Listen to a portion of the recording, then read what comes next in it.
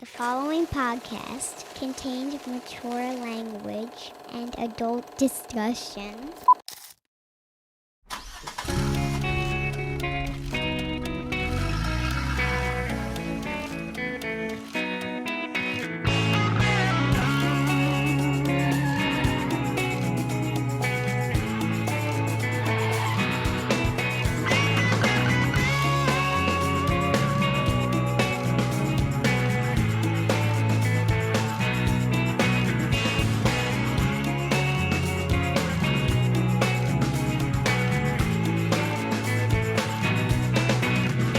I promised a much more laid-back existence in 2023. Yesterday, for my resolution I made yesterday. It's 2023, Kevin. This is the Kliq This podcast, by the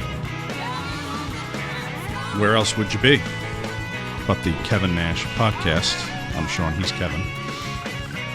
And we're all counting on a better 2023, right? That's just kind of... Whatever you say, Mr. Capote. Listen. Yeah, man. It's I couldn't have had a worse fucking year. So yeah. No, I don't think you could have. And being the eternal optimist, you're hoping for a better landing here in 23. It's hard to subscribe to the everything happens for a reason and God's will and all these things that you hear, that you've probably been hearing from others on a daily basis. But there is always that hope when the ball falls, and I'm not talking about puberty, baby, when the ball falls, that somehow we magically end up in a different spot. But it's just another fucking day, isn't it? The 2nd. Where are we now? January 2nd, right? Yeah, I started my day by I looked and there was like a little bit of a stack of bills on my kitchen table, and I thought, I said, I'm going to go ahead and get on this, because one thing my mom taught me was you pay your bills first, you pay yourself second, and you try to put 10% in some kind of savings or investment. So I went ahead today and I sat down and I knocked all my bills out, and my wife came home and she just looked at me and said, "What are you doing?" I said, "I'm just paying the bills." She goes, "Are you an asshole?" I said, "No, what do you mean?" She goes, "Nobody pays bills." I said, "Really?" She said, "Yeah." She said, "It's a new thing, didn't you know?" She said, "What you do is you get a service from somebody, and then you just don't pay the bill, and you let it go on and on and on. You just if you say if it's, just use it for instance, say like you were to be an advertiser, and you were to." Let's say you were being we have a show, so you're an advertiser on our show, and you would go ahead and you would tell us that you make an agreement with our ad people that you're going to pay X amount of dollars, and we're going to do the ad, and then lo and behold, 90 days later, the ad is read. The ads have been read. Multiple ads. Yes, and not just redundantly read, but with zeal and zest and professionalism, and then you just don't pay. I don't get it. I bet that happens out there. I'm sure it does. I bet there are shows waiting for fucking months. And you wonder, do the ad people, they obviously aren't sitting on their balls because they don't have any, so just they just let people fuck them. I mean, let's say you're not getting any action at home, right? And how often can you reject the advances of beautiful women or men, if that's your proclivity? But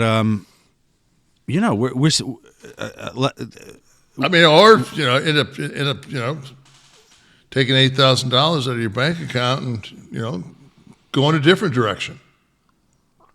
Yeah, I guess, right? I mean, it's... We'll get into that later, though. Oh, God. Oh, God. What fucking world are we in? What world are we in? Who gets what they're worth? Does anyone get what they're worth?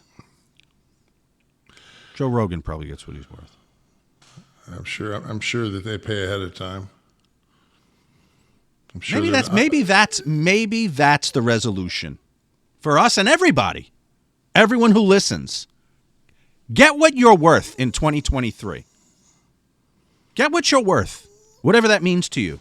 If you have a podcast and you're worth a certain amount of money, get what you're worth. You can't always get what you want, but if you try sometimes, you just might find. I want more than I need. I want what I'm worth. I want what I want. It's time. I'm 50. Fuck. 50. I wish man. Does that sound good to you, 50? I know 40 sounds good to me now. So. No, it doesn't. It doesn't? 50 doesn't? Fuck no. I don't want to. After the fucking heartache I went through last year, I don't want to play that fucking inning again. I'm fine. Well, you don't want 70, right? I mean, I'm hoping on 70. Yeah. Eventually, yes. Yeah. I'm in no rush, but you wouldn't play your 70 chip today. As we all know, fucking, the Earth travels around the sun a lot faster after you're about 14 years old. Yeah.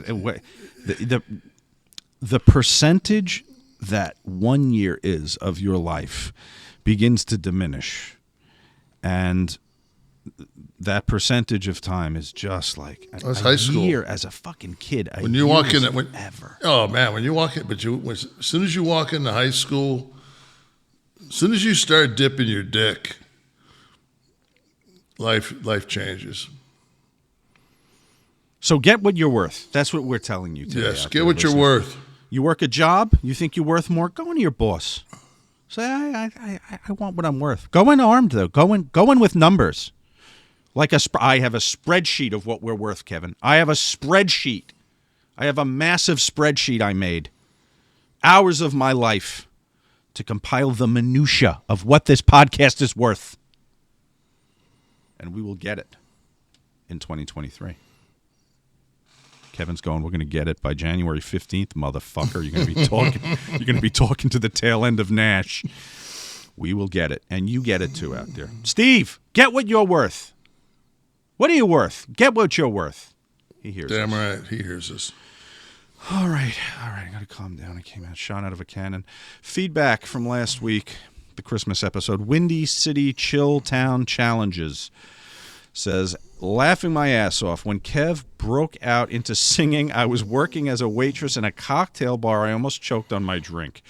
Agree, though, that the age of TV, now especially Raw, just isn't the same. The build-up to a main event back in the 90s had you on the edge of your seat. Now it's kind of like,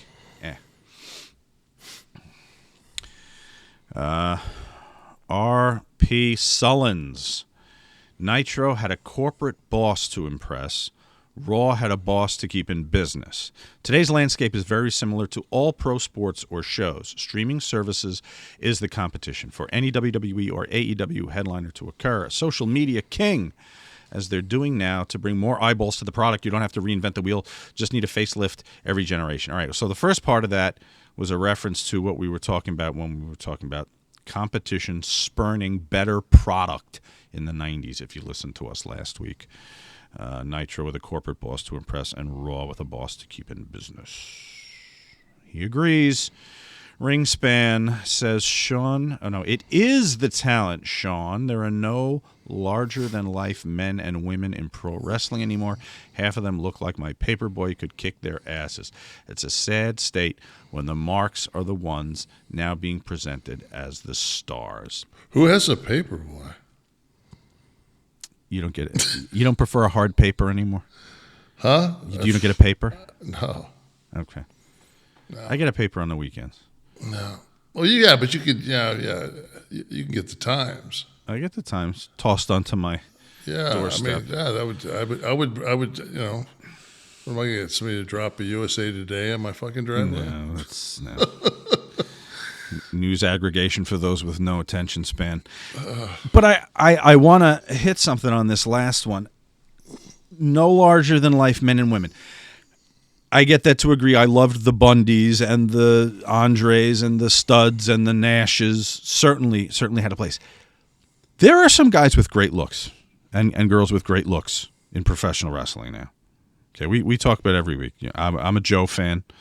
I think Kevin Owens, I feel like could kick some motherfucker's ass in an alley. I mean, there's some believability there. It's beyond the look. It's the use and the charisma. Half of it is up to the talent, but the other half is up to how they're being used. So it's a conflagration of issues. Ring span. Kevin, would you agree?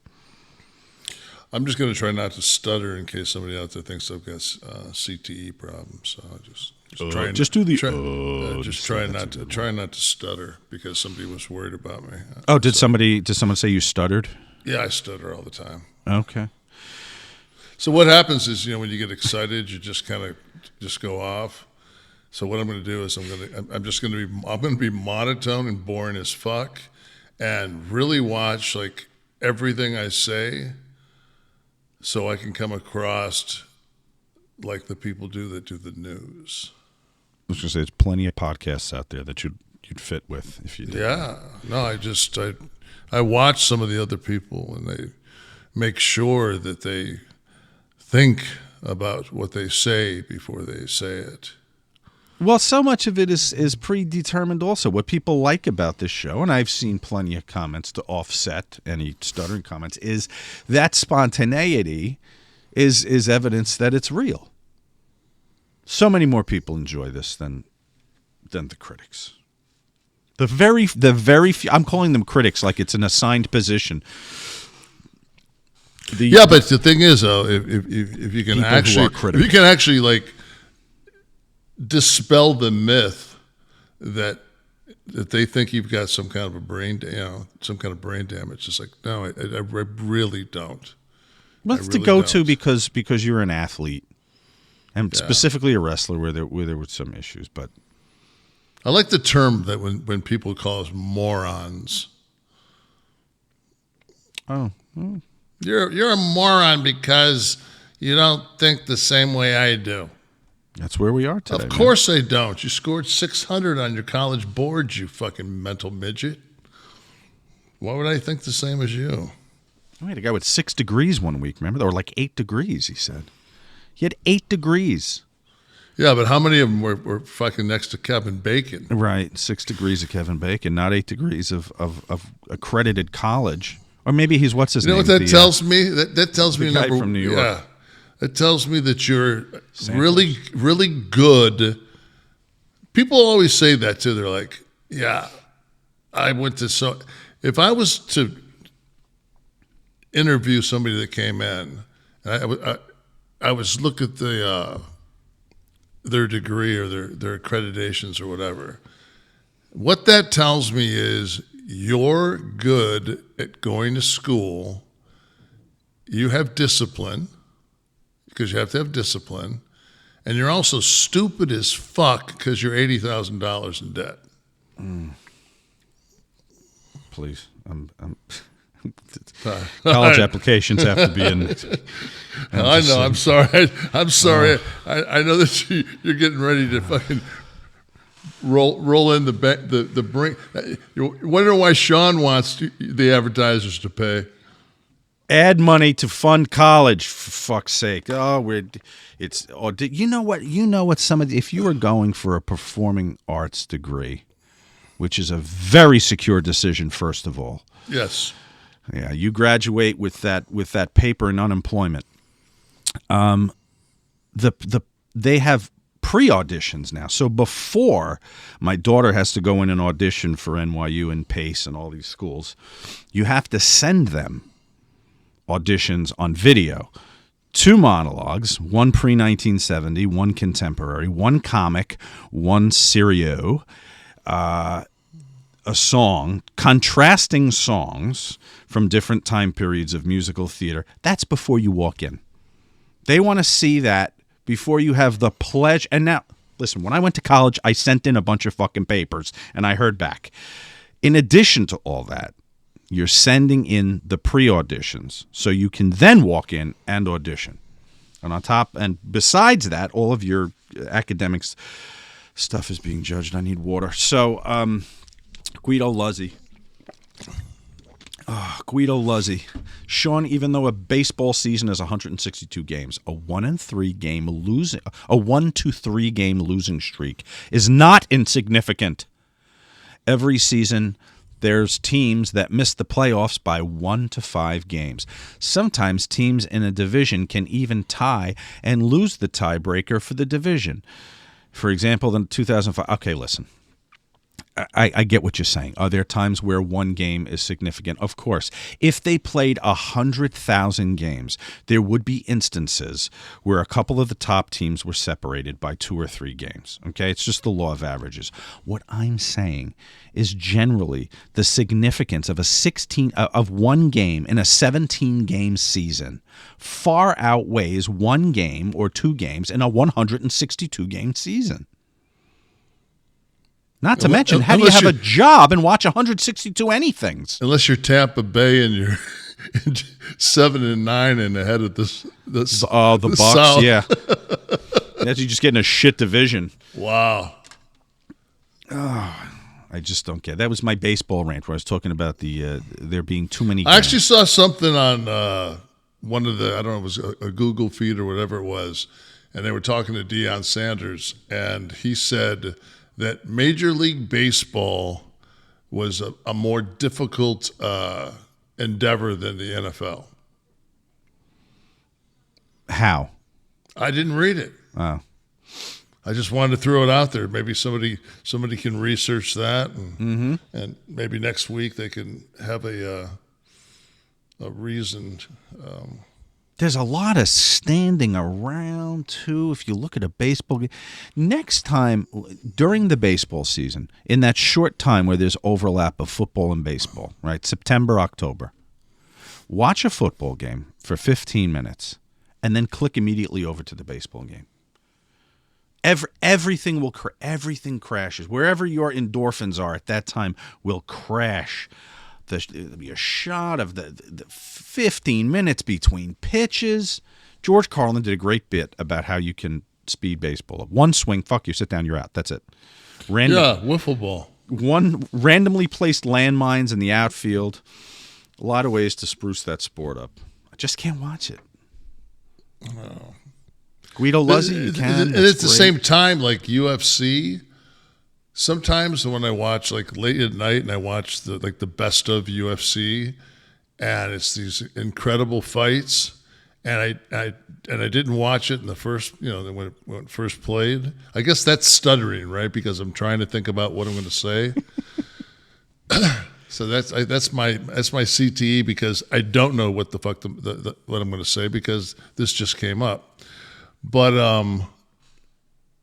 so I'm watching a fight that I've never watched before, but it's best of, so it's like just a barn burner of a fight. And these guys, it's just, all of a sudden I feel like my chest gets tight. I know my blood pressure's going through the roof. I'm like, why am I watching this? Yeah. Like, I've got to go to bed. I'm getting all hyped up. And I remember me and my son used to have, maybe it was Mike Tyson boxing or one of these, but you had to pound on the controller pad. Punch Out, Mike Tyson's Punch Out. Yeah, and and he had Marciano was like, my son would always pick. He would pick Rocky Marciano, and I would always like build a guy to be me. I'd be some palooka, and my son would beat the shit out of me. I could never. In between rounds, you'd have the guy with the ice bag and the cut stick working on you, trying to come back out. And finally, one night I was doing a movie somewhere, and I brought the PlayStation. I brought that game with me, and I built a fighter, and I went through camp and did all this shit, and that fighter became the world champion. And Is that the game? That's I called. think it. Yeah, And there's I think that's Marciano. it. Actually, Yeah. that was Fight Night. It was called. Yeah. That was a good game. Lou Marciano had a gym not far from me here, and it was like what was that Polish fighter's name? Andrew Galata. That was like his training place. So I was doing a script with somebody, so we got access to Marciano's gym, and he just kind of let us have the reign of the place, hang out, get the feel, watch guys, whatever. And I was talking to Lou during downtime, Rocky's brother, which you might have deduced on your own if you don't have CTE. And Lou said about his brother, he was always disappointed that he was not a baseball player. He wanted to be a baseball player. That was his dream more than anything else. And he ends up being... See, it just shows we're never happy, right? You should be satisfied having the most successful podcast. Look at my hands. These small hands. Look at my hands. I'm never going to fight Joe Louis. You do the De Niro. Give me a little bit. Well, there's a question later related to that, so you're gonna have to wait for it. I guess I'm kind of in a corner in some. I could put the gloves on maybe. No, you look more like I'm in a robe. You look more like the fight doctor Bernie Pacheco. Freddie Pacheco. Bernie, whatever the fuck. That's a long time ago. For us CTE guys, that was. My favorite ref was Mills Lane. Whatever happened to Mills? Oh yeah, Mills Lane. Come out fighting. Remember he had like a show where he was like Judge Judy. Oh, you're kidding. No, like Mills Lane was like Judge Judy. Is he a judge? Was he Judge Mills? Look at this, Judge Mills Lane. Was he an actual certified judge? I don't know. He said he was a tailor. He kept hit me with some deep inseam measurements. Good Lord. See, that's just a bastardization. It is he could have maintained being entertaining. He was entertaining in the ring. Here he is, I guess. What year was that? 90, what did it say, 96? Okay. I missed it. I was busy. Yeah. I was on the road after 300 days a year, and I knew what the fuck was... I knew it existed. You spent a lot of time fucking around in hotel rooms, and that's the reason you ran into Judge Mills Lane. 700 episodes. Wow, we have a lot to live up to. Judge Mills Lane made it to... Well, he had advertisers that paid. Tasmission Plex. Low blow. Go ahead, take 8 seconds. Get your wind. The Tasmission Plex, the B. Arthur Woman of the Year Award. Wow, what an honor it will be for whoever wins that award. Screw the Emmy Award and Grammy Awards, the real mark of excellence. Should we just go to it right now? No, we'll do the whole thing. Okay. Maybe we'll do a song, and maybe you can do a performance. I'll forget with my CTE. I'm going to forget where we're at. Lyrics. We'll bring it up on the screen like they all have today. Guido Luzzi, a second question. I think I love the name Guido Luzzi this week. I think the Joe Rogan podcast is fantastic, but I rarely watch it. However, I have seen every minute of every episode of this podcast, and I basically never even saw Kevin wrestle. So this means you're a product beyond sports. You're a podcast product now.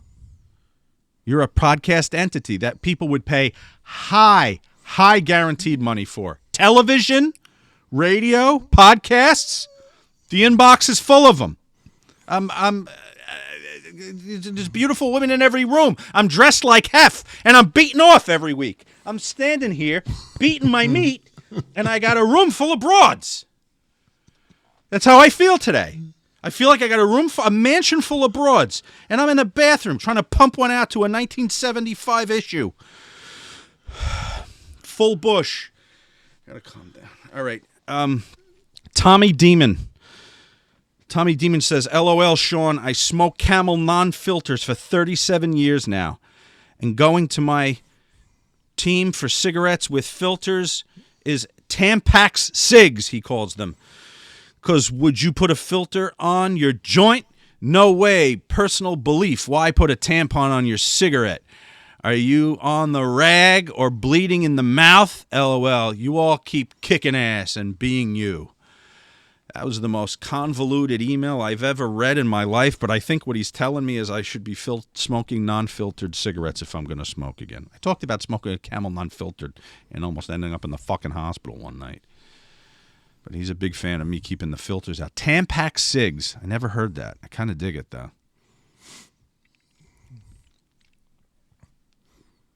I'm in between stuttering. Yeah. It's a lot of me today. It's a lot of me today. No one's paying for that. Well, no one's paying anyway.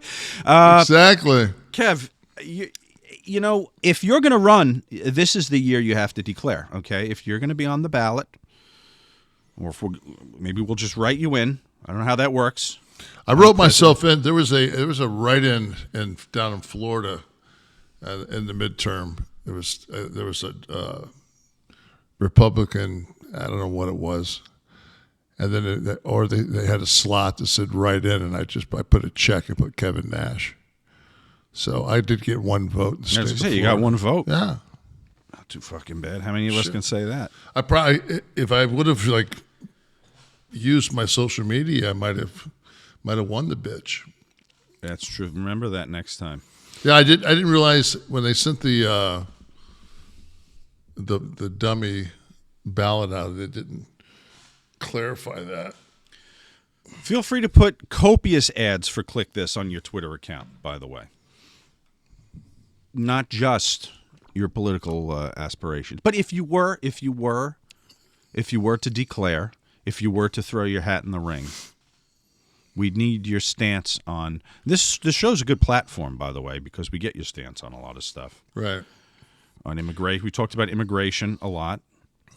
I think that you're a douchebag if you put a bunch of immigrants in buses and drop them off in front of the vice president's house. Most people would think you're a douchebag. Yeah, pretty much a douchebag. Mm-hmm. It's almost like you'd be somebody in a wheelchair, and you'd think because you're in a wheelchair, nobody would knock you the fuck out. Kind of like that. Mm. Somebody like me, if you did that to me, I'd probably come like. Not only would I knock you out of the wheelchair, but I'd knock you out of the wheelchair with a fucking aluminum baseball bat. If you did that, not that we condone. No, I mean, but if you did that, if I was an immigrant that it came, through cartel and made everything, it, made it, and have this, have a piece of shit human being do something like that to me. I think that would be my, and that could be a great. And I might just be thinking right now, just a low budget film shot on an Italian budget that we could dub and put on Netflix, like that Vigilante that I just watched the other night. We can remake the spaghetti western involving buses instead of horses. A lot of people I'd like to send a lot of places. But anyway, since you brought up immigration, it's noteworthy to mention that Title 42, which is in the news, which was a COVID policy to prevent any influx of people from highly infected locale from coming in. And what it did was it gave the border authorities, permission to turn them away and reject them. Not to put them on a bus. That's kind of bringing them in and shipping them. But Title 4, because people are invoking Title 42 in the discussion of the buses, it's actually to turn them away. Okay, so now because it was a COVID-era policy, specifically addressing the dangers of COVID, it would need to be reworked, of course. But it's rejection. Okay, it's not the acceptance and putting on the bus. Okay, did you see some of the like the one guy that put the containers? I don't know if he was but he put containers on the border. Like the shipping containers. The shipping containers. Yeah, and it was like he didn't take into consideration the topography. So like. If this is the topography, he's got a shipping container here and then one here. There's this like space. I'm like, yeah. Interesting. Yeah. You got to look. The lay of the land has a lot to do with how your rectangle is going to abut something next to it, there you go. Oh boy, that's. I'm not saying everyone has to take science, but or play Tetris. Don't play Tetris. You have not gonna do very well, my friend. You stupid ass. This is a fine time to tell our folks out there that if you do place your order and you have any anxiety, any performance anxiety, but you don't want to be ridiculed by the real doll, Blue Chew will remove all that pressure for you. Okay, there is nothing. It removes the mental aspect of the game. Maybe you buy one on the secondhand market. Let's say, maybe you go to one of those Craigslist pages and someone's selling their real doll for only $4,000, and you don't want to think about where you're going to be. Or you might not. You're worried about your performance. You don't want to go in there and be outperformed by the guy before you. Exactly. She would know. Your doll would know. So Blue Chew's your answer. It's a unique online service. It delivers the same active ingredients as Viagra and Cialis, but in chewable tablets. Okay, it's a fraction of the cost. You could take them anytime, day or night, so you can plan ahead, be ready whenever the opportunity arises. You have 6 months to get on this plan, guys, because that's how long it's going to take them to build your doll. So the process is simple. BlueChew.com. Consult with one of their licensed medical providers, and once you're approved, you're going to receive your prescription within days. And when you go on there, you scroll down, it's like, do you want for immediate action, the ones that kind of wear off in 4 to 6 hours? Do you want to be long and strong for days? There's a different selection for that. It's customizable. It's all done online, and that's the magic of Blue Chew. You're not going to the doctor's office, sitting there talking about your hog. You're not waiting in the pharmacy as they sit there and look at what your script is. It's done online. It's shipped to you in discreet packaging, and that's why Blue Chew is the man's revolution. I was just at an event, saw one of the wrestling agents from across the room. He held up the Blue Chew packet to me. I knew immediately what it was, the little silver packet. Guys, you don't need a problem to do this, okay? You just want that guarantee, that confidence that it's going to be ready when you hit it. You're going to get that from Blue Chew, okay? And a special deal for our listeners. As always, Kevin putting together the perfect shopping experience for you. If you go to BlueChew.com and you put the promo code NASH, you're getting your first month free. Okay, visit BlueChew.com for more details and important safety information. We thank Blue Chew for sponsoring our Stiff One of the Week. You're going to get your free tablets shipped to you when you go to BlueChew.com, promo code NASH. All right. And one more thing. Please. Because to me, it's you know a lot about a company when you deal with them like we do. Mm-hmm. And lo and behold, Blue Chew is one of the companies that they have an unbelievable product. And it shows because people use it, they purchase it, they use it time and time again. And Blue Chew also is one of the few advertisers that we have that are paid on time. Blue Chew has been with us from day one, and they renew and they pay. It's fabulous to deal with Blue Chew. That's why we absolutely love our relationship with them, and it's a win-win. It's a product that we both would use, we both have used, and it's they're a blessing to work with. So we thank you, Blue Chew. Us here at Kliq This. Nothing but love for you, and have a great 2023. Absolutely. And they'll be with us in 2023. Yes, sir. Happy to announce. And listen, if you're one of these companies that pays the agency, then your agency isn't getting the money where it's supposed to go. Light a fire under them. Make sure that your outlets are taken care of. We're driving business. All right, I gotta stop. And you really don't want to get fucking blistered on here when your commercial gets red. We're the wrong guys to not pay. Yeah. I mean, if you're fucking a slacker, man, it's not your universe here. Yeah, bad. Somebody else. I got 1 million people on Twitter that'll also bomb. You just kill.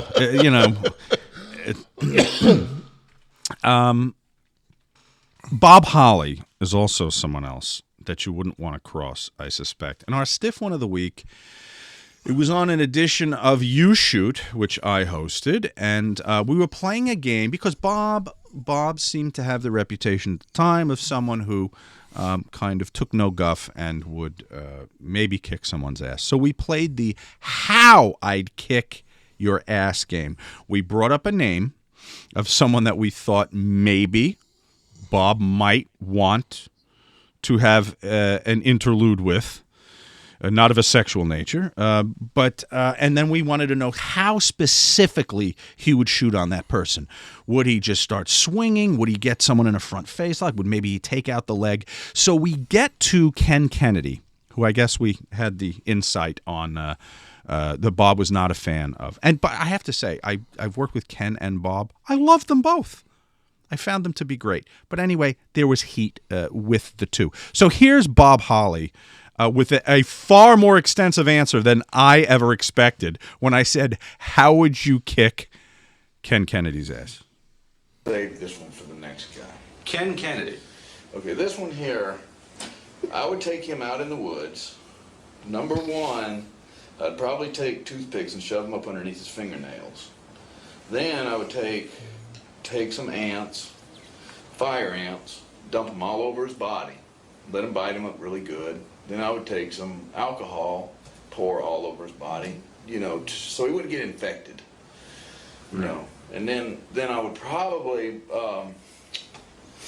if there was an ant like crawling around his eye or something, I would probably take my knife and like kind of dig it out a little bit, while he was screaming. And then, and hopefully his wife would be watching. And then, I'll get to her later. Then probably take some gas, pour the gas on him, and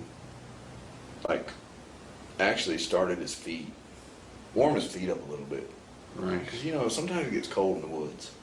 Yeah. And then I would, because what ants are left, you have to get rid of them, so you need to burn them off. Yeah. And then I would probably take bolt cutters, cut each finger off, and then cut his toes off. And then I would probably stick a big round stick up his ass. And then, what else would I do? We could probably go on all day. You just wrote Saw number 7, by the way, right? That's good. Bob thought about that a lot, I think, beforehand. I was expecting that how would you beat somebody's ass? I didn't realize it was like Deliverance. Yeah, that was intense. He's an intense cat. He's nice. I think that's a lot of that's facade. Maybe. It's time for Florida man or Jersey guy, Kev.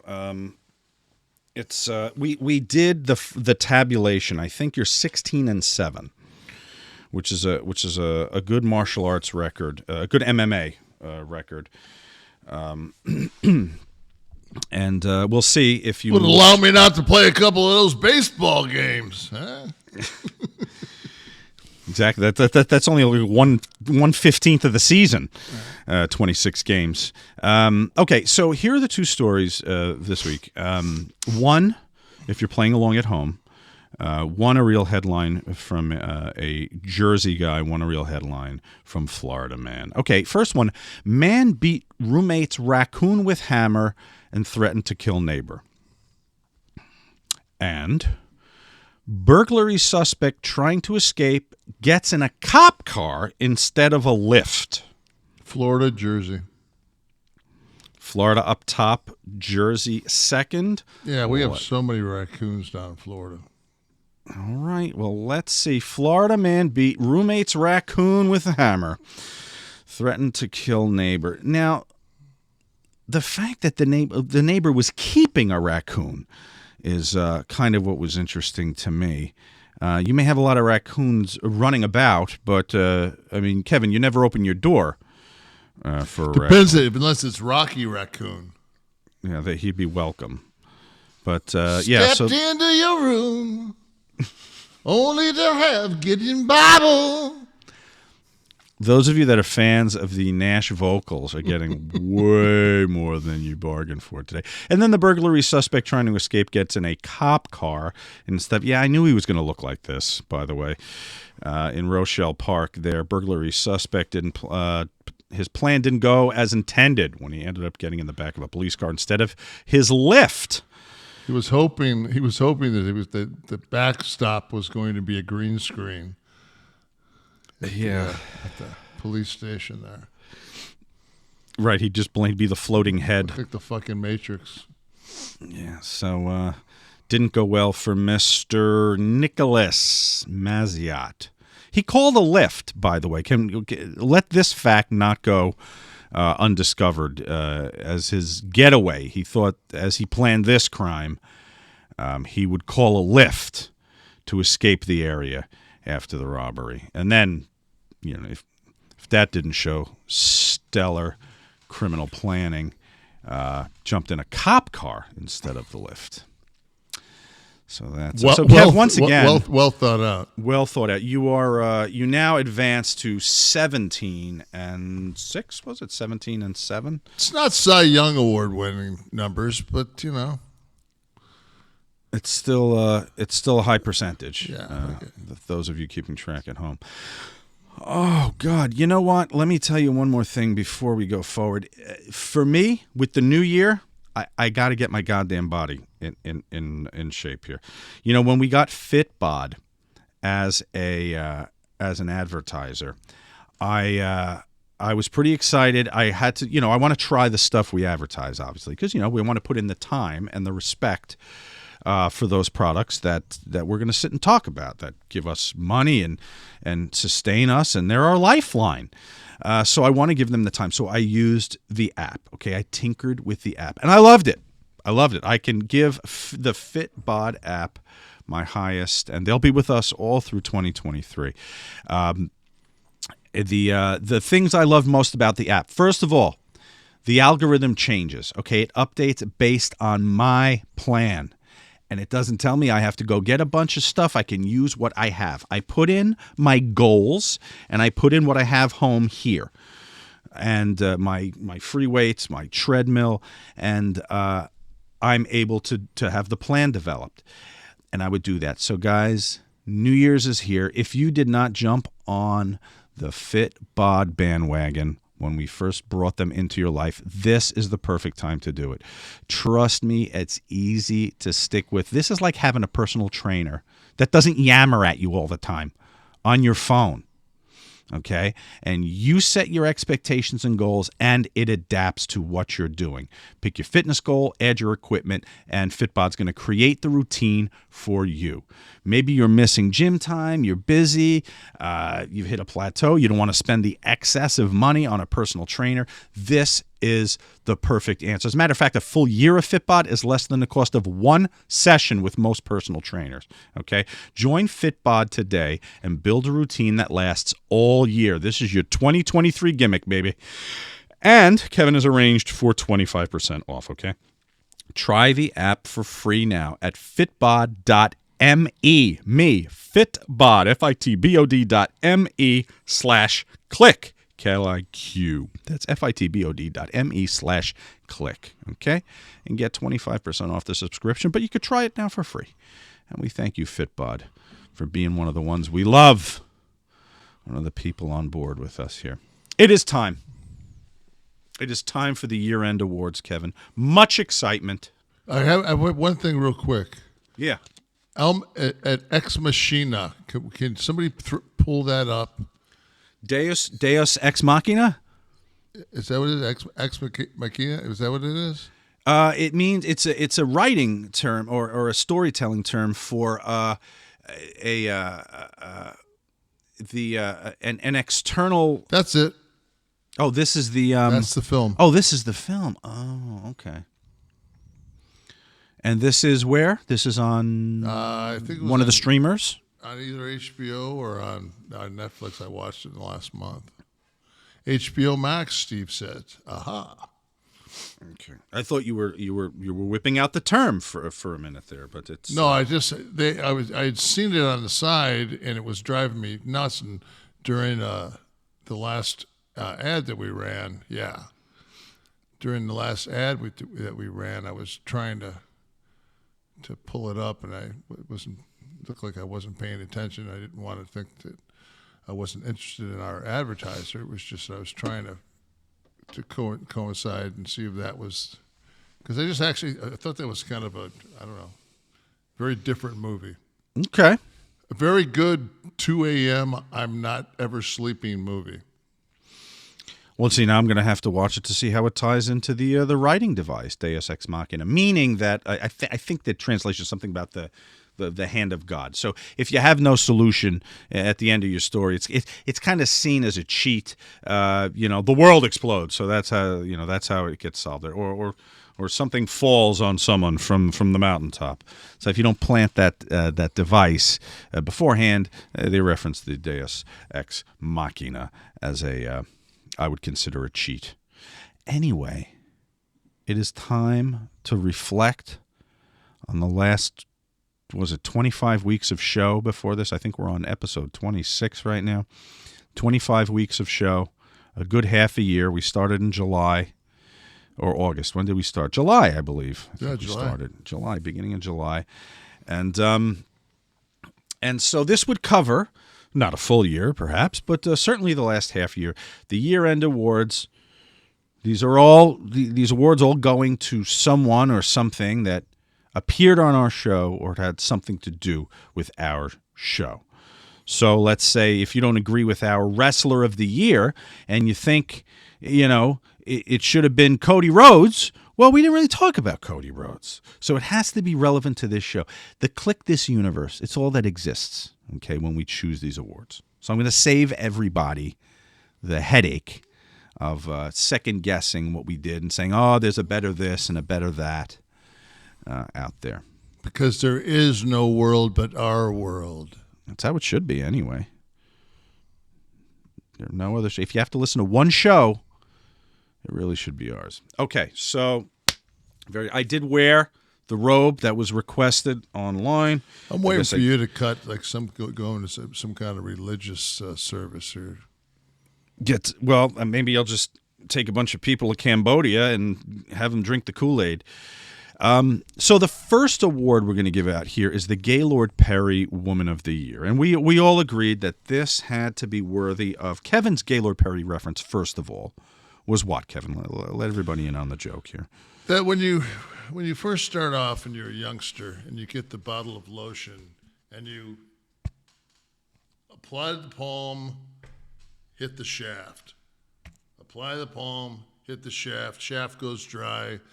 You're losing a lot of time. The Gaylord Perry, if you know the reference, Gaylord Perry used to keep dabs of Vaseline all over himself so he could touch his cap, twist it off. Go to the shoulder, twist it off. That was the Gaylord Perry reference. So someone who would be the Gaylord Perry Woman of the Year would be one that would require that might drive you to load up dabs of Vaseline everywhere and go to town on yourself. And the winner of the 20. Go ahead. No, I'm just going to say this also. If you use Vaseline, of course, that was always my go-to because we had it in the house and you could never get busted. Like you couldn't spill. You're not going to spill Vaseline. What's this, Kevin? Right. It's fucking Vaseline. What are you talking about? Problematic, though, because, of course, it's not water soluble. It beads in the shower, and it's tough to get off. Not that I've used it. The 2022 Gaylord Perry Woman of the Year, ladies and gentlemen, the late, great, hot Tawny Kitaen. Yes. It's a very spankable young lady. Oh, listen, if she had a dime for every load she was responsible for throughout the 80s. Rest in peace, sweetie. Yeah, and I had the pleasure to meet her. She was a sweetheart. That was the great story, is that during a fire alarm at a hotel at Embassy Suite. At Embassy Suites, Kev stands out on the railing, not leaving, and he looks over, and the only other one not leaving was actually Tawny Kitaen. And he's like, "Well, since we're not leaving, I just looked at her. I looked at her and said, times like this can make it on my own. Sleepless days." Is it Whitesnake? Yeah. Okay. I can't wait to see you again. She was past the Coverdale stage by then. Yeah. And who was the pitcher? The Finley? Yeah. Maybe past that stage by then too. So, and you had a very innocent, sweet night. No, just chilled. Yeah. Chilled. What was she wearing? Did I ask you that last time? Can I tell you? I picture her in the, she had like jeans, the tightest of jeans. Jeans and a t-shirt. High heels. No, she had no shoes on. Oh. She wasn't going nowhere. Right. Well, this is just my demented Gaylord Perry. But she had like that hair was just, she looked like she could tell she got the cones taken out. Right. She's at that point of her life where, she's gotten over being a sex object. Symbol. No one ever objectified her. Sex symbol. Sex symbol. Object. So the great Tawny Kitaen. Gone too El soon. Machina. Ex Machina. Acabacida. Drop me off at the vice president's house in the chopper. Arnold, I hope. Yes. Okay. It's a little Arnold, a little Joey Diaz, to be honest with you, and a touch. All you need in Australia is 3 bad motherfuckers. All right, Adolf, relax. Best Scott Hall term. We went with dripping pelt. That's good, and I think that's one everyone's going to add to their lexicon. Yeah, there's nothing better in life than a fucking dripping pelt. There was some competition for this category, though, right? We had Scott gave us, of course, the meat gaze, which was used pretty extensively on this show. And you just kind of stuttered there. You don't have CTE, do you? I've never been hit by a chair. But I think I've hung out with enough guys that have to get it by proxy. Sitting that close next to Bob Holly during that motherfucking tirade right there is enough. Yes. Scott gave us so much, but he'll best be remembered on this show for dripping pelts. And that's so every year in January we're gonna have to find a new Scott term. So you're gonna have to dig up. You're going to have to get over that CTE hump and dig up a lot of Scott terminology every year if there's going to be the best Scott Hall term every year. The Kliq This fan of the year, Kevin. And we have tens of thousands of listeners every week, hundreds of thousands by month's end. So we could have chosen anyone. But there was one person. Like 1 million people a month. Look at this, man. So we had to choose one. So I had to choose one that made it known in the most grand scale that he was a fan. And the 2022 recipient of the Kliq This Fan of the Year is Mr. Kenny Omega, ladies and gentlemen. Ah, yes. It's nice that I also am a fan of his, so that's, It's always better when it's not a douchebag that you have to put over. When he's a good guy. Very good. And if anyone, this is going to get us taken off YouTube if we play the announcement. Steve probably will, right? Because it's an AEW clip, so we can't play it. But he's kind of got a Daniel Day-Lewis Gangs of New York going on in that last photo we saw. Right. The let's see that. Bring that up again. Let me see the a little bit. The pork chop sideburns going into the mustache. Has he got the red, white, and blue eye? No. And then No eagle eye. And the crazy eyes, though, if nothing else, right there. Congratulations, Kenny. Well deserved. Best boo-boo face. Okay. Oh. So I think it was universally agreed. Again, a Scott term. That's true. A Scott term made it onto the actual categories. The boo-boo face of the year. Kev, what do you think? Where does it go? Drum roll. Oh, God. I hate to beat on a dead horse, but... Especially one that's so tired. And old. And injured. And hungry. I'm going to go with our friend Phil. Yep. There it is. I'm not even going to call him CM Punk anymore because he just doesn't work anymore. What the fuck happened to his eyes? Under the eyes? Was that blood? Did he bleed in that match? Is that what that was? Yeah, it looks like it's in his scalp too. Little juice. All right. Well, congratulations, Phil. You get the award on our show. Everyone's saying, well, it's all right if Kev does that because he worked in the ring, but that other motherfucker, he never worked in a ring.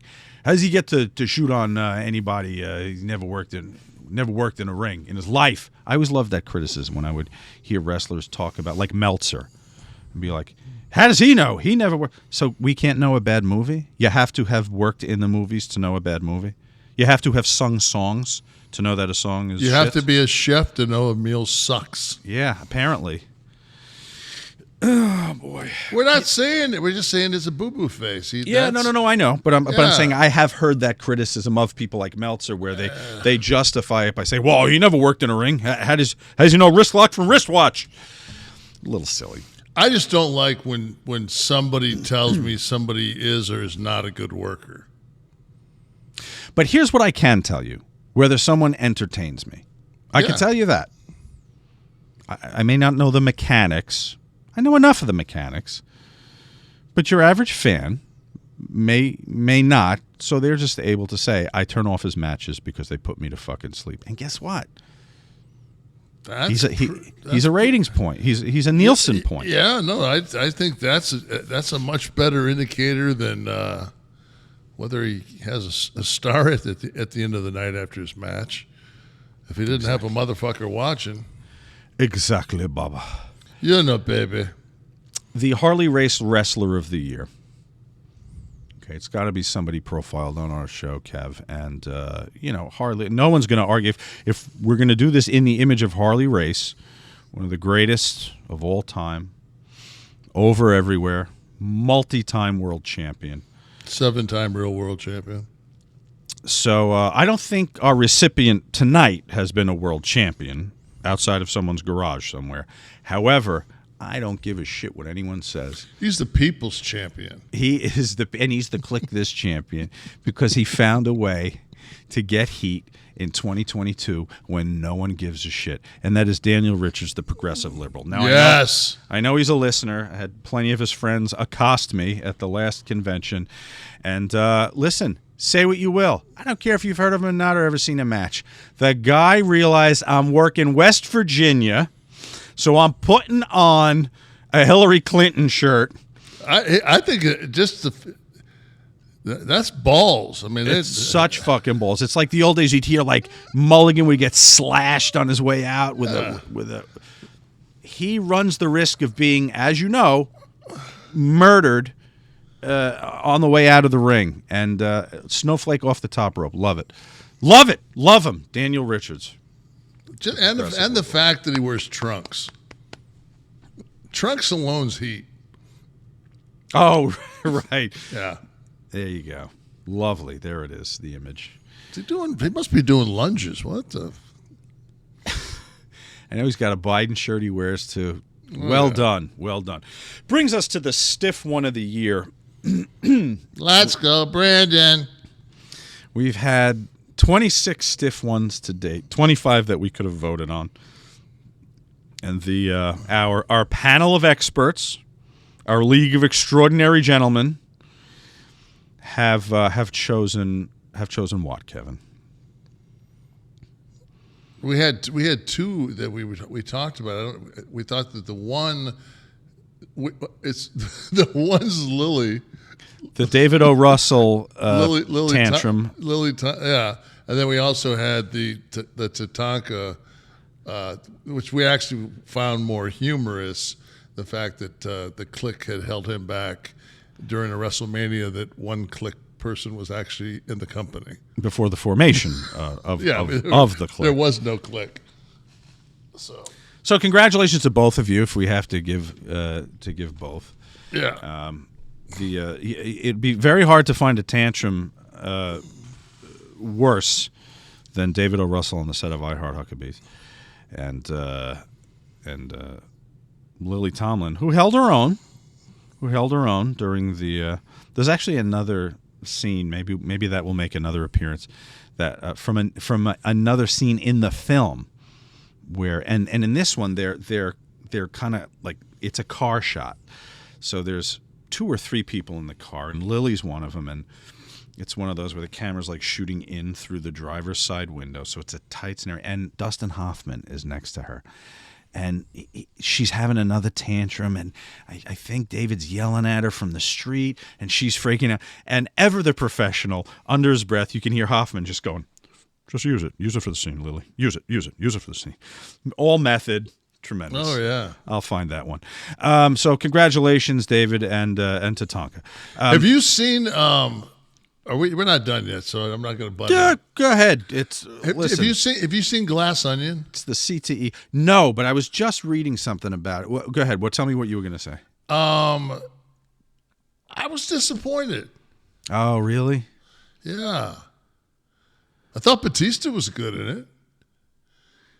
I think Batista does a very good job of what he picks as far as roles.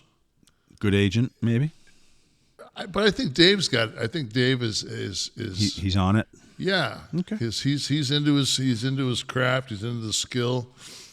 And the thing is like I couldn't see anybody playing that part better than him. Well, that's the ultimate compliment, right? When you say nobody else could have played this part, whether it be Louis De Palma in Taxi or Carol O'Connor as Archie Bunker or Dave Batista in this. At the beginning, like when he's like there's a shot of him and he's in like a garage with the cars, and it kind of felt like it gave a vibe of his crib. Very good. So I'll have to find. So not worth watching though. No, it's worth watching. It's just. I don't know, transparent. Okay. All right. Well, I'm getting 2 worth watchings from. Let me put it this way: it wasn't much of a mystery to me. Okay. Getting not as good as Knives Out, but really fun. All right, I'll give it a shot. I'm going to give it a shot. Yeah. The director claimed it was he was the best wrestler turned actor. Oh, there's a whole show on that someday. All the guys that have been on camera in meaty roles. Not really. No. But there's been so many of y'all we can pick through. No, there's really not. All right, it is time for the best impersonation. And we have a guest presenter. Please come out. Mr. Christopher Walken will be presenting the best Kliq This impersonation. The 2022 Best Impersonation Award goes to none other than Kevin Nash for his portrayal of Anthony Hopkins in Legends of the Fall. Very good. I think that was Jesse could have been a close second. Fuck you, Hopkins. Fuck you. Fuck them all. Very, very good. Very good. There were so many. We had we had the Jesse. What do you know? What do you know, Walken? There you go. The next year's presenter, Jesse Ventura, coming out on the stage. Don't smack him. We can't have a Chris Rock moment. Why don't you tell me? Why don't you tell me, Christopher Walken, why you fucking dance in that fucking music video? Could have had a Joey Diaz. Yeah. Could have been. The De Niro was a visual, so I don't know for our listeners. But a fine choice, Legends. We got plenty of traction out of Colonel, oh Christ, what was his name in the film? Whatever his name was in the film. Hopkins in Legends of the Fall. You know exactly Fucking, what that is. Man, your CT has been... I told you not to start taking those Muay Thai classes. Classes, exactly. Show you my midsection to dispel that myth. Come on, FITBOD. Get me ready. 2023, FITBOD. Hey, give it a chance, man. Rome wasn't built in a day. Even though you got Caesar's robe on. I do. Props to the ghost of Gianni Versace. All right, the pick-a-hand... no, I'm sorry. This is the Uniondale, New York Bunkhouse match of the year. So this needs no explanation. We've covered copiously the clusterfuck that was the Long Island, New York pay-per-view Bunkhouse match of the year, from the wrong time being advertised and fans being there well after the event had started. So the award for this goes to none other than the episode 13 of the Kliq This program, the Kevin Nash podcast, which featured no Kevin Nash due to the hurricane and the power outage. So fans tuning in to get their favorite former wrestler, come actor, come political commentarist turned podcaster, non-paid non-paid podcaster, servant of the people, got Sean Oliver and Steve Kaufman instead. So that was episode 13. I know you're all rushing to YouTube to head back to that one. Listen, we could have put a rerun. We wanted to give you something fresh, right? So we did. I watched it. I enjoyed it. He's a good actor as well. Kevin Nash, thank you very much. That brings us to the pick-a-hand moment of the year. Okay, so the pick-a-hand, if no one remembers, that was when Rob Van Dam famously told Taz to pick a hand before he hit him with it. And the pick-a-hand moment of the year award is going to, drum roll, what comes to mind, Kev, when I say who had to pick a hand? Well, I mean, you talking about picking a hand, you really had to pick a hand. This cat had one hand already tied up. So Mr. Andrew Frey. This was the man who was high on meth, fighting off 15 police officers while masturbating.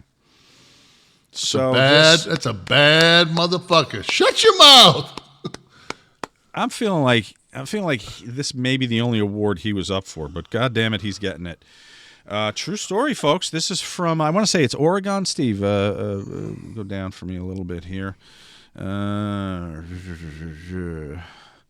Let's see. Yeah, it was Oregon. Okay, Oregon. So, yep, and it's a legit story. So, got kind of a shoot fighter look. A little bit. Yeah, a little bit of that. What was that guy's name that started out early? Was it Griffin? I don't know. One of the Gracies, perhaps. Like Forrest Griffin or something like that. Okay.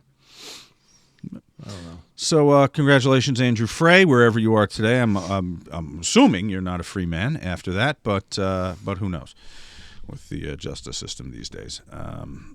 Forrest Griffin, yes, you are confirmed there.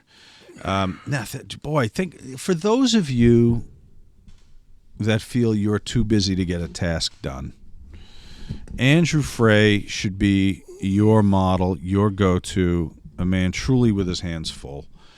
And listen, I'm guessing a little BLUECHEW maybe for being able to keep. I'm assuming if something was going on, the wood had to stay firm while in a fight with 15 police officers. I'm hoping he had a cock ring on. he had to get some help, I'm thinking.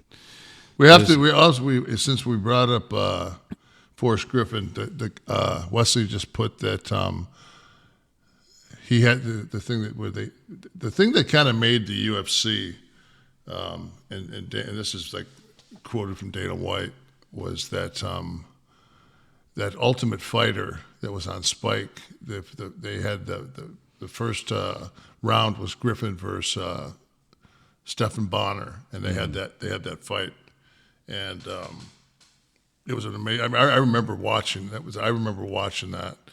I also remember how Spike TV just would absolutely run UFC ads throughout our show because it was the highest, and they would never run a TNA wrestling on a UFC thing. Were the ads paid? Probably not, because that's just not something you do. All right, so but just rest in peace to rest Mr. in Bonnar. peace to Mr. Bonnar. Yes, I met him a couple times. A good cat. And that gets us to the B. Arthur Woman of the Year. Okay, so the let's go. Let's give the runner-up first. The runner-up was Kay Ballard, which leads only one person that I mean, I like to call her Maud. I mean, I just do, because I mean, there were, like we all talked about, Elizabeth Montgomery and Tina Louise. Jeannie, what's her name? Yes, Barbara Eden. Yes, Barbara Eden. But B. Arthur, I mean, just you're talking about a silver fox. Instant. I mean, just fucking pull it out, right out. But listen, and this need not be the sex symbol category, because that's the first one. That's the of course the Gaylord Perry Woman of the Year. So this is more the dripping pelt. This is accomplishment, is what I would. Not that having the full ficus tree between your legs isn't an accomplishment, but the B. Arthur Woman of the Year award for 2022 goes to B. Arthur for starting this show off. If anyone does not remember, episode 1 was started with the poetic imagery from Mr. Nash. I think it was what was it? It was I think we were eating B. Arthur's dripping box from behind or something. Right, I think it was something like that. So that I know that it was oral love to be.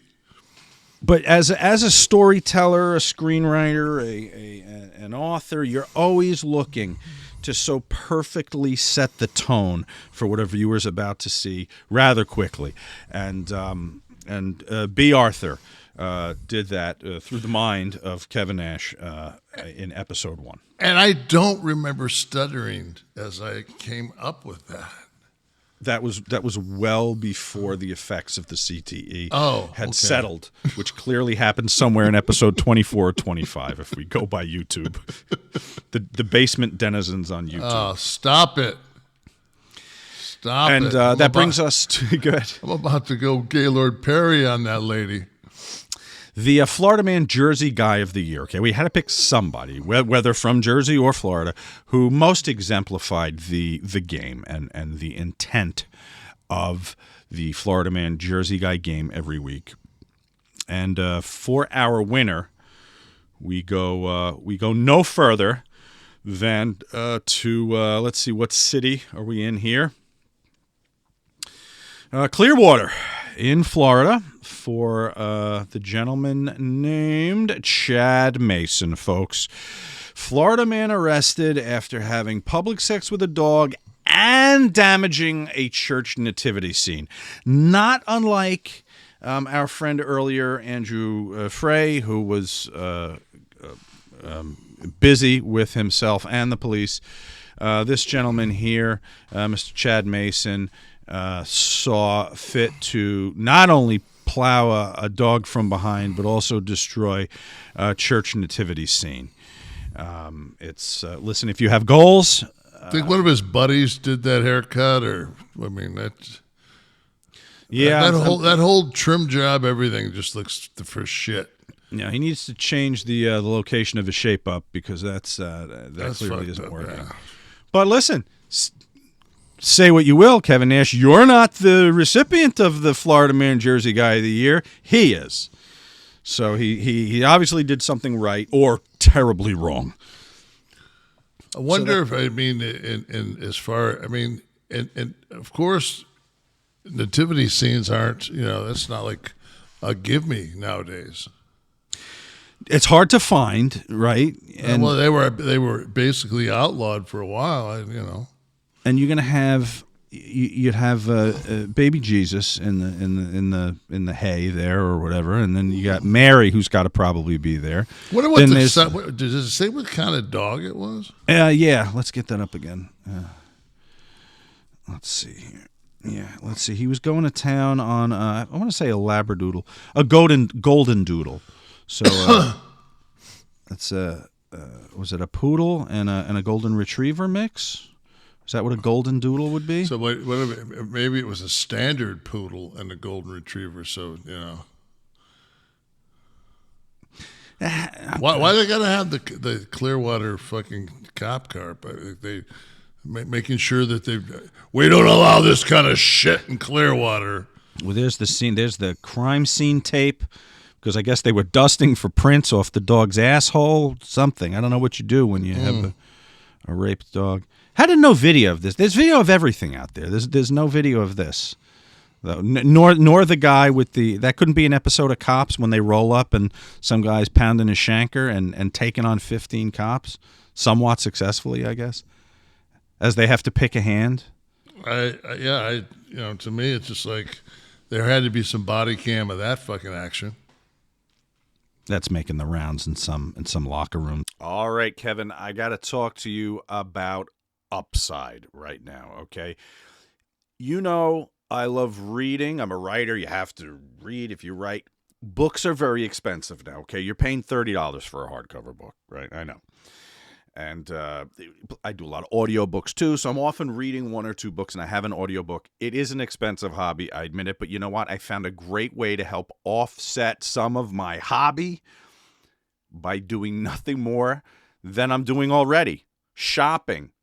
The app is called Upside, okay? It's an incredible app for anybody who buys gas, groceries, dines out. With Upside, I get cash back with every purchase that I can use to fund anything, but I'm going to do an experiment and see how long it takes to pay for a free hardcover book by just shopping and using my Upside app. Like I would shop for anything normally, okay? Gas, food, groceries.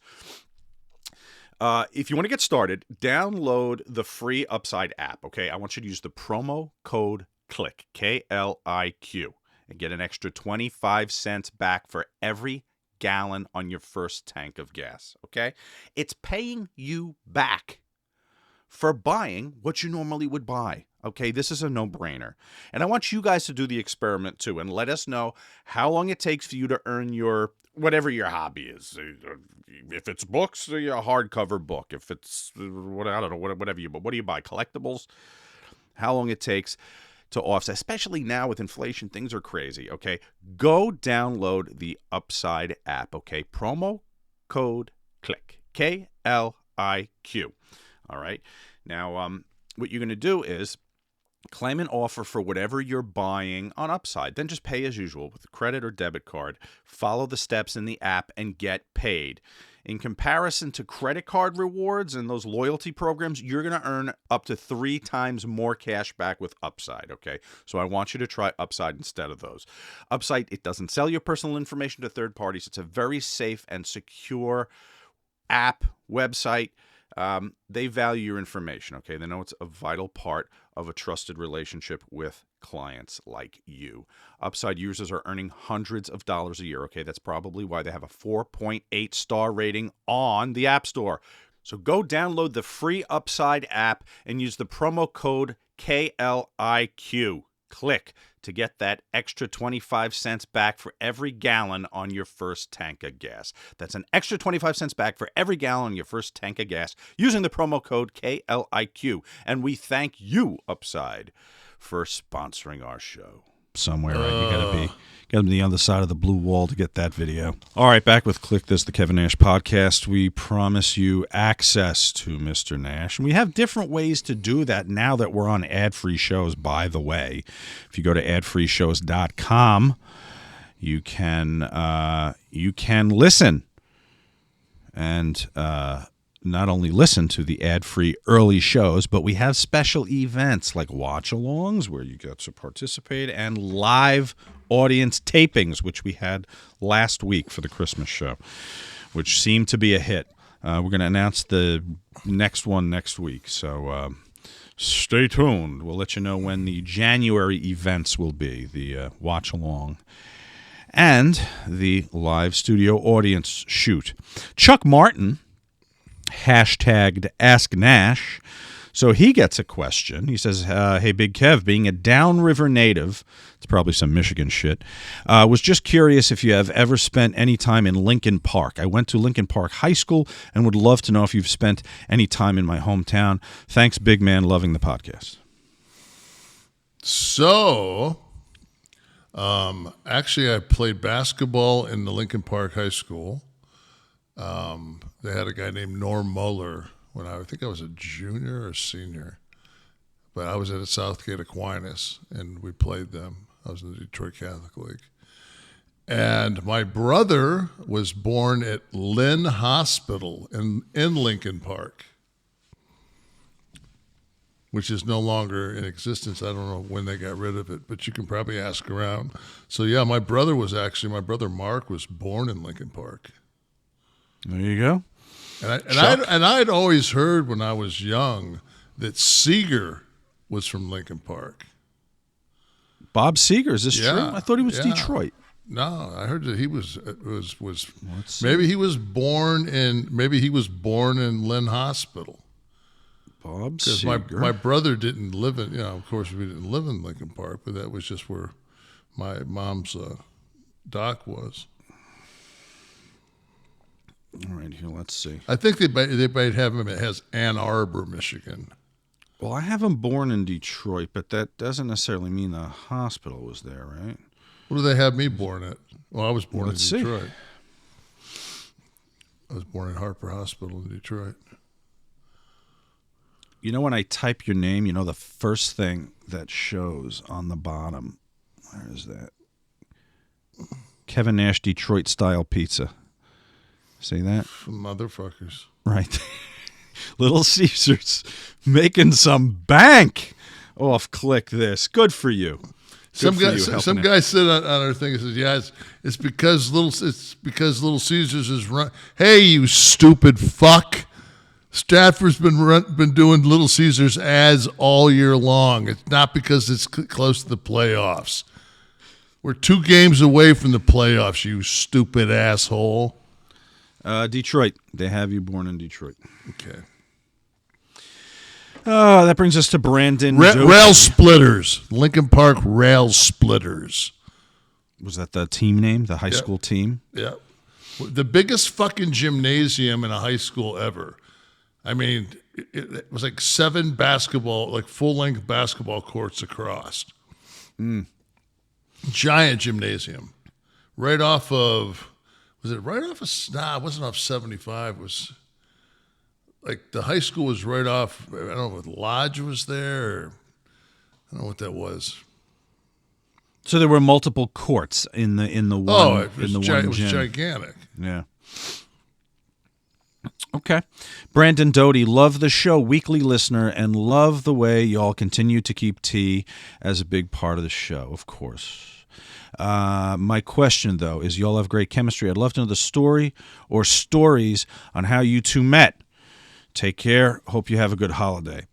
Well, we were spit roasting an aging actress on the set of The Golden Girls, and Kev took the rear and I took the front. No, I want to say it was for a job. It was for probably Timeline. I would say Timeline WWE might have been the first show we did together. And in that same shoot, I think we green screened and shot your countdown responses to the Wrestling's Most countdown show, at which point Kevin was probably mentally going, are they getting 2 fucking shows out of me for one price? And the answer is yes, Kevin. And we actually cut the countdowns into 3 shows. So we got envelopes a little light.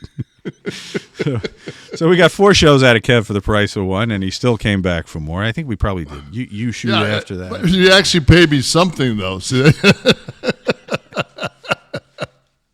You weren't reading my ads. Motherfuckers. So that was it. It was Timeline, and then we did You Shoot and a bunch of stuff. And we would see each other like at the events when he'd be at conventions. And plus, we got along. I mean, we would actually like, hey, man, you want to get some food? Like, we just got along. Yeah, that was always the thing. There were a handful of guys in the business that I enjoyed my time off camera more with, just because we could talk about anything. Like Sullivan always, like whenever I was out to eat with Sullivan or whatever, like we didn't talk about wrestling. No. And we would talk about real estate or whatever was going on, you know. So I guess that stuff translates onto camera or microphone. Brandon. Travis, love this show. Hope to try your jackknife bud here. OK State. Oklahoma. Question is, had you stayed with WWE, do you think Diesel would have worked in the Attitude Era, or would you have wanted to drop the gimmick and be Kevin Nash? If I don't go to WCW, there is no Attitude Era. And I like your artwork, by the way. Who's that? You. Where? It's right behind you, over your shoulder. You have to. You can't see that. Don't touch it. You go, like, put your chair back up when you look. Now, put your chair up. Oh. When you look at it, it looks like it looks like it's abstract. Oh, just like the colors, you mean? Yeah, it looks like an abstract painting.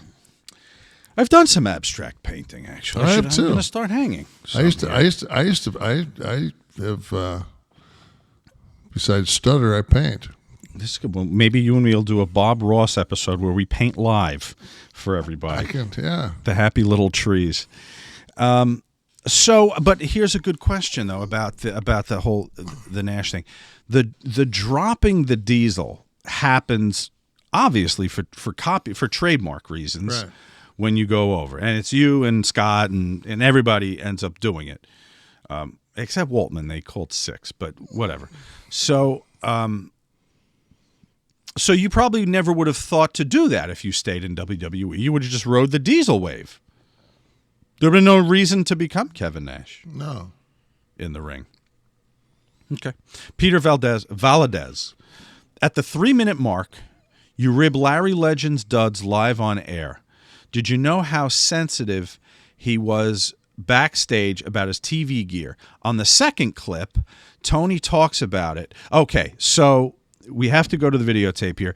This is you making fun of Larry Zbyszko's shirt, and then Tony Schiavone retelling the story later on. Let's listen to this here.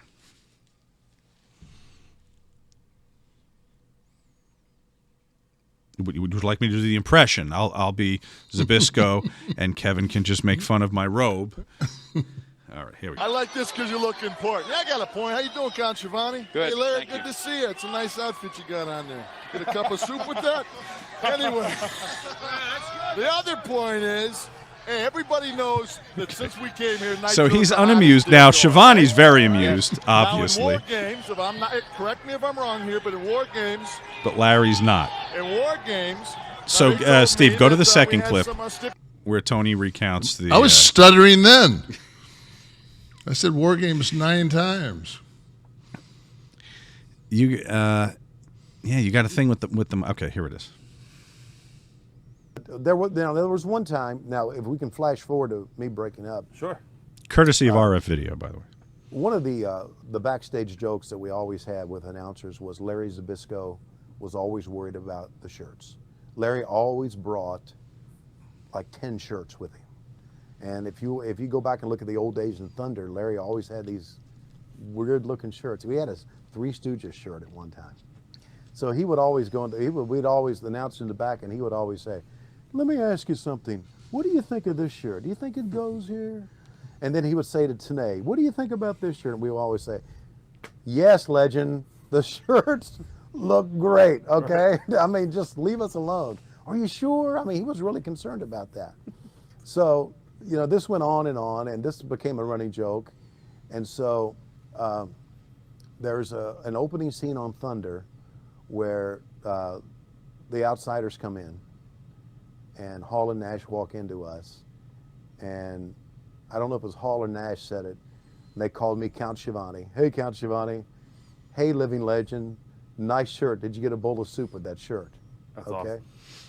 And I started laughing, and on the air, I couldn't stop. I mean, but just because I know, Right. I know the legend so worried about the shirt, and now they're using that line from Caddyshack, you know, get a bowl of soup with that hat. Right. And I'm laughing, and Bischoff was really pissed off at me. He said, "You don't laugh. How long have you been doing this? You don't laugh." I said, "I understand, but you got to realize what we've been through with Legend the entire time in the backstage area."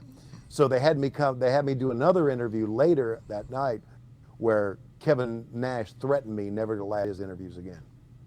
There you go. So that's the one time that I remember not being able to hold back the laugh, only because the way Legend was about his shirts. You remember the promo? No. No. I always called Tony Count Schiavone. Nick, for both of you, you have 5 Martin Scorsese films. Can keep 3, but have to expunge 2 from existence.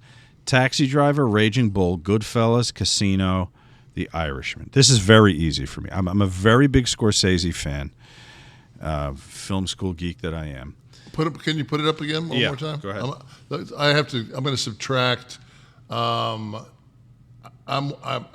keeping Taxi Driver, Raging Bull, and Goodfellas. That's exactly what I would have done. Casino, we can call Goodfellas 2, Right. basically.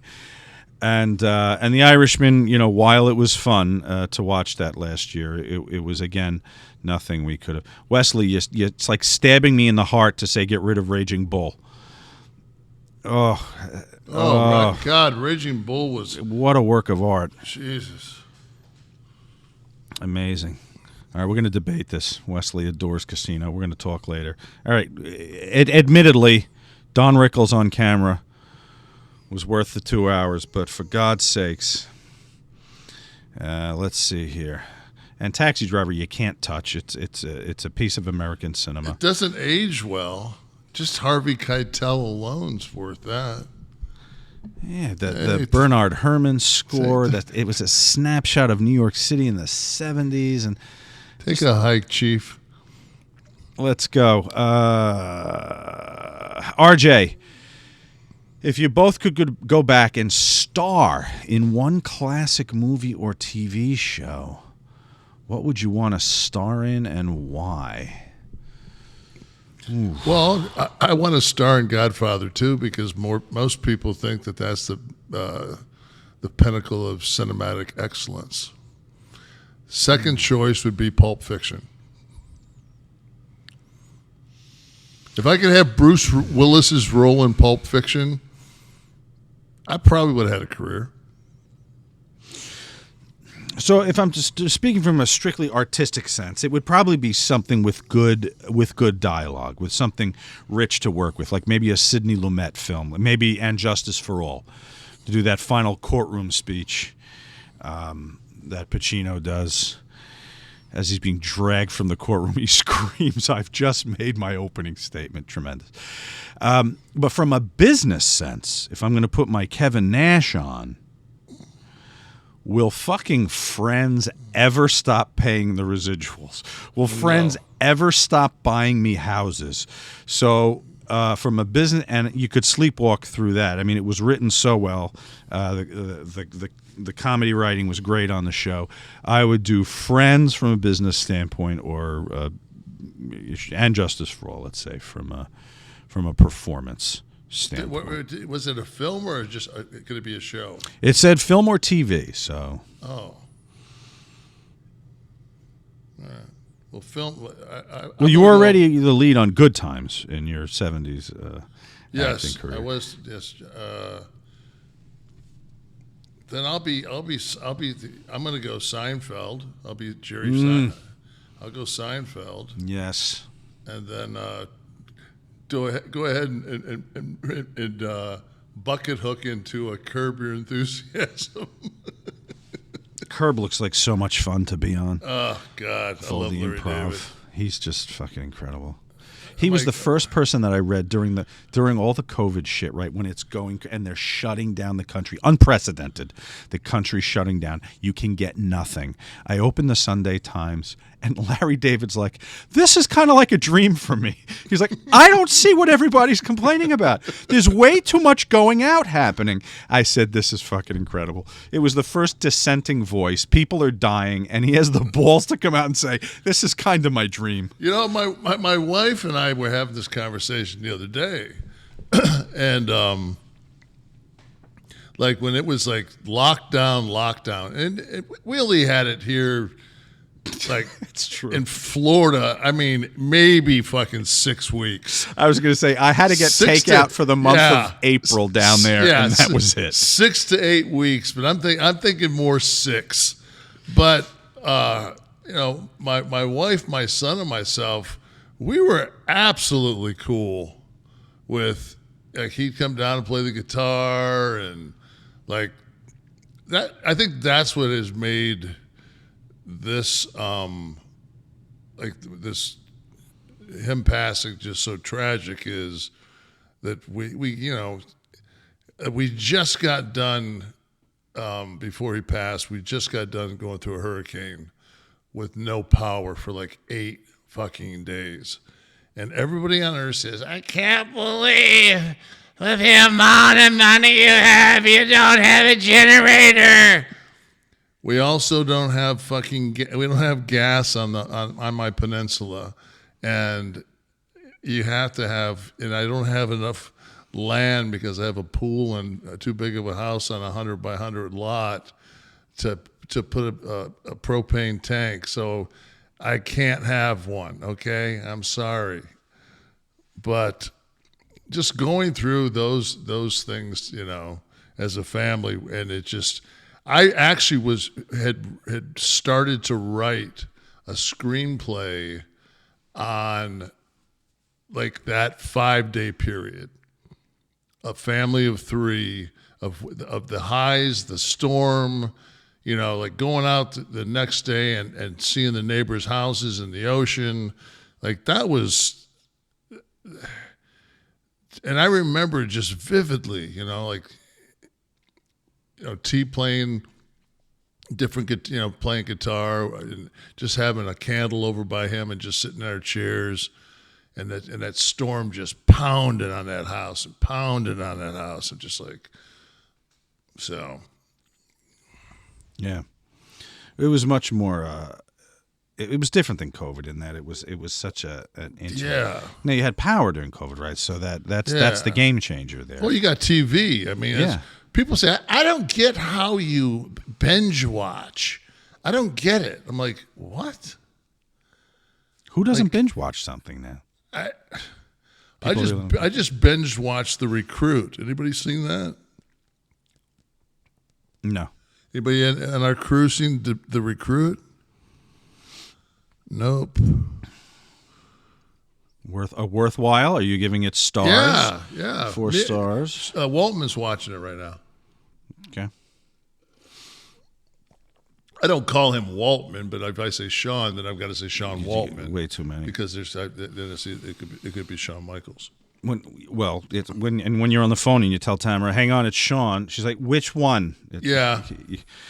All right, so I actually call you Sheen when it's just me and her. okay, as in Charlie. Yeah. Winning. I smoke 7 gram rocks. The goddesses are here. The goddesses are in the house. Austin sent me that the other day with something on Instagram where he says, "Man, I was running so hard, I was smoking 7 gram rocks." Steve and I send the most stupid things back and forth to each other. Well, maybe that could be a category in the year-end awards next year. Stupidest text from Steve Austin. Nick Brown. They're not texts. They're actual. We just send each other on Instagram. Like we. Oh, the direct messages. Yeah. Yeah, but they're somebody else's thing. So he's sharing. Yeah, he's sharing. Yeah, we just share some. Tyrus, that's on Fox. Him and I. We had this. I gotta just tell this real quick. So me and Tyrus are down and we're doing this Marlins.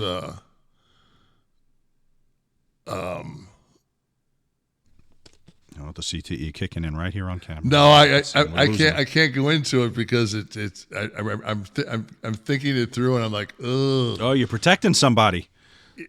Yeah. We're every other podcast now. No money and we protect people.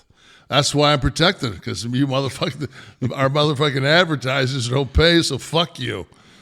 I'm not sticking my neck out. You can't fucking write a check. Many of our advertisers pay. I just want to say we are very thankful for those of you that pay the bills on time. Yeah, all three of you. Helps keep a show moving. All right. Nick Brown really enjoyed Kevin Nash breaking down the psychology of working a cage match. Would he be willing to break down his thought process on other types of matches, perhaps a tag match? Sure. How about a bull rope match? Can we start with that maybe? It's too old. Russian chain? Nah, too perhaps. old. A tag match. Judy Bagwell on a pole? Tag matches. Scott and I had a couple of spots that we used to do that I haven't seen done since. Don't understand why they don't do them, but you know how like when you get the guy in trouble, and the guy's reaching over the corner, and you turn to you've got your back to the guy who's reaching over because you're pounding that guy, and then you turn around and you knock the guy off the apron. Yes, that's reaching. But we would go through the ropes. And then beat the dog fuck out of that person, take him off the steps, off the post, beat his ass, turn around, then have the other guy make a comeback. It gives Scott like a atomic drop or something like that, and he'd be waiting to sell. And as he got to his feet, like Scott, like the referee would be watching that, and I would go along the outside of the apron and clothesline the guy that was coming back up to make the tag the second time. And then at that point, Scott would ball shot the guy, and we'd go into another set of heat.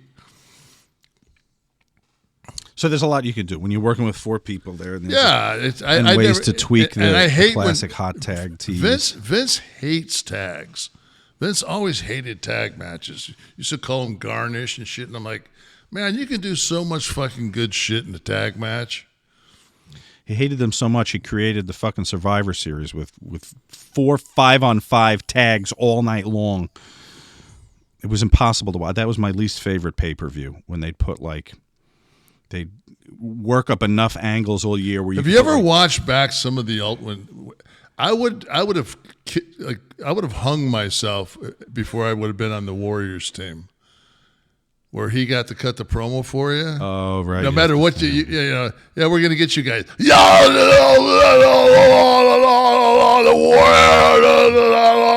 I just would have said, fuck this. The spirits of planets past and world universes will converge. Yeah, whoa, what the fuck? That was like Jimmy Snuka-esque type fucking promos. Snuka was just high for every promo. You thought he was like conjuring some mystical thing, brother. And he was just gone. He smoked so much ganja. Germinator. What are your favorite sports teams? Big fan of the show. My father passed away. You and Sean have really helped me through it. Thank y'all. R.I.P.T. Sorry Much to hear love, about your father. Big Daddy Cool, and your family. Yes. Thank you for the love for tea. My favorite teams. Baseball is the Tigers. Second would be the Yankees. Football is the Lions. I don't really have a second. Maybe Raiders when they were in Oakland, because I used to like. But I would say probably this. I would say probably number 2 for football would be Steelers. Basketball's the Lakers.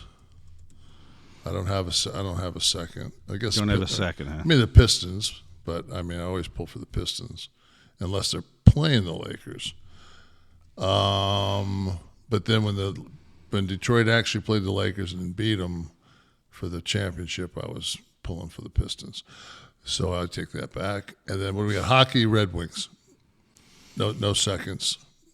Okay, you're a very localized fan with much of that, which I understand. I grew up. Yeah, I guess I grew up. But over here, when you're in the shadow of New York, it's a smorgasbord of things. I was never. I am a Devils fan, so that's the one local team. But I'm a Cowboys fan. There's my 5 rings. I have my Devils signed puck here. I'm not a big memorabilia guy, but along the way, stuff kind of falls my way, and I get that. So that's baseball. Baseball, it's like watching flies fuck. I can't. So hockey's Devils. Football is Dallas. And when I watched basketball somewhat religiously, 80s, 90s, I was a Celtics fan. I was a big Larry Bird fan. You know what? Speaking of memorabilia, I just got to show you this one fucking thing here. So Steve, do you have? I saw recently Gretzky's rookie card went up for auction, and so here is. I have the Gretzky rookie card, right? And it's if you look, you won't be able to read it, but it's the Canadian version of Topps, which is called OPC. So those are like the big things to look for, of course, the Gretzky rookie and the OPC version of the card. This came my way, let's just say. And so I see there was one, this is a current auction here. I see a card, a rookie of this, which goes for like $2.6 million. I see online. It wasn't an eBay. It was like at Sotheby's or something like that.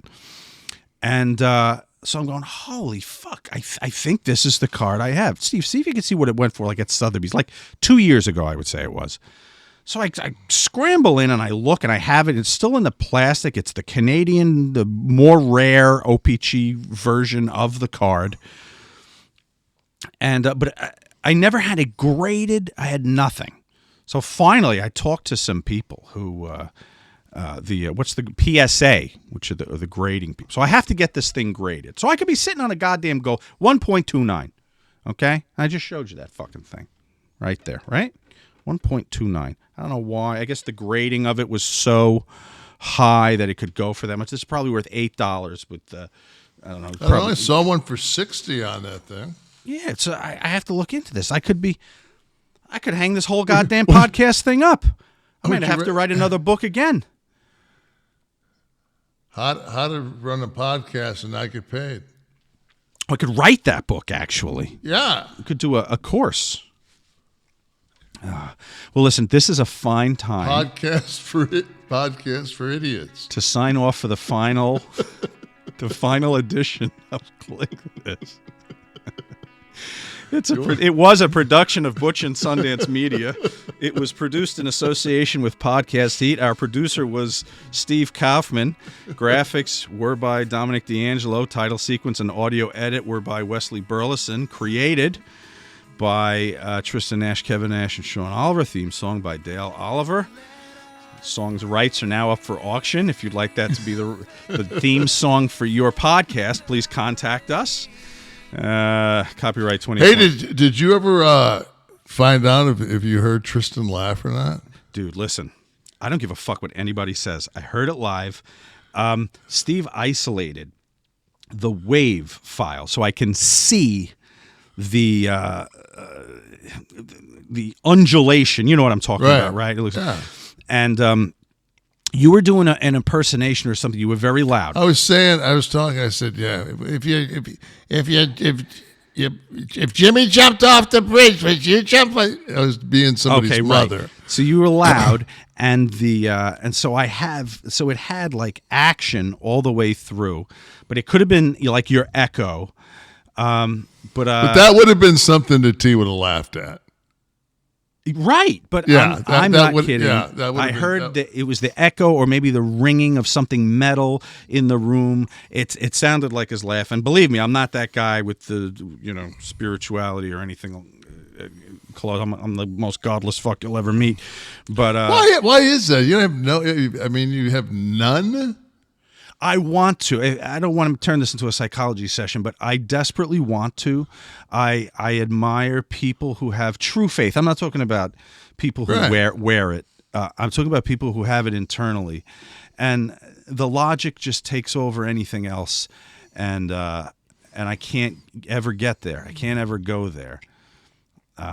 It's weird because like I guess I'm spiritual because I've had different episodes of my life that aren't explainable. And I remember like the last thing I said CTE. But the last thing I said to T was see on the other side in his ear. So I have to. I know. I want that. Yeah, and I don't know. I mean, the floating man is hard for me to buy. Like the floating man, but I mean, if you want to talk about energy and people's energy as a tangible thing, and like I'm a little more down with. Did you see the movie Interstellar? No. So the movie Interstellar, and McConaughey's in it, and they go to another planet, and they're gone like 12 fucking minutes, and they come back to the spaceship, and when they come back to the spaceship, there's a black cat that's part of the crew, and he's aged like 35 years. Like that 14 minutes was like 35 years on where they were. And it was when I saw that, and I remember like T and I were because I had to like we went and saw that, and I had to piss, and I'm like, fuck, I gotta piss, man. And he goes, I said, just clue me in when I get back. So, I mean, I sprinted up there, about pissed myself, sprinted back, sat down. I said, miss anything? He looked at me with the most, just like, he just looked at me and goes, yeah, they went through the wormhole. And I'm like, really? He goes, I'm like, I missed the whole fucking movie? Yeah, pretty much. But, teach you to travel without a bottle. Exactly. But I always, so I think that, I go on Einstein's theory of relativity, and I know that we have electricity in us because we have an electrical, our synapse is electrical. So there's energy. So when we pass that energy, so say it goes to another dimension, like this, so here's our dimension, here's this dimension, and that energy goes into this dimension, and then it travels, but it travels at like a different. So to me, like I'm praying or hoping or whatever the fuck I'm doing that my energy and my son's energy will go to that next plane and it'll bump. And that bump will be fucking 40 or 50 years on this planet. And that's what I'm hoping for. Mm-hmm. That fucking bump in energy would because everything's relevant. So that's kind of where, So that and a fucking Gretzky rookie card. Fuck the advertisers.